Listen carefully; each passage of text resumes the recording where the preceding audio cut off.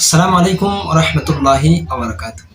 প্রিয় ইসলাম ভাইরা, আজকে আমরা শ্রবণ করব কোরবানি সম্পর্কে নবী করিম সাল্লাল্লাহু আলাইহি ওয়াসাল্লামের 4টি হাদিসে মুবারকা। আসুন আমরা শ্রবণ করে নিই।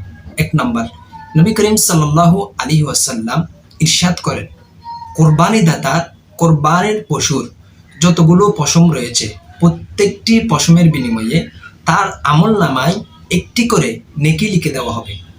2 নাম্বার, যে ব্যক্তি খুশি মনে সওয়াব লাভের নিয়তে কোরবানি করল, তবে ওই কোরবানি তাকে জাহান্নামের আগুন থেকে রক্ষা করবে। 3 নাম্বার, নবী করিম সাল্লাল্লাহু আলাইহি ওয়াসাল্লাম ফাতেমা রাদিয়াল্লাহু তাআলা আনহাকে বলেন, হে ফাতেমা, নিজের কোরবানির নিকট উপস্থিত থাকো, কেননা যখন কোরবানির রক্তের প্রথম ফোঁটা পড়বে তখন তোমার সকল গুনাহ ক্ষমা করে দেওয়া হবে। 4 নম্বর, নবী করিম সাল্লাল্লাহু আলাইহি ওয়াসাল্লাম ইরশাদ করেন, যে ব্যক্তির কুরবানি করার সমর্থ থাকার পরও কুরবানি করে না, ওই ব্যক্তি যেন আমার ঈদগাহের নিকটে না আসে।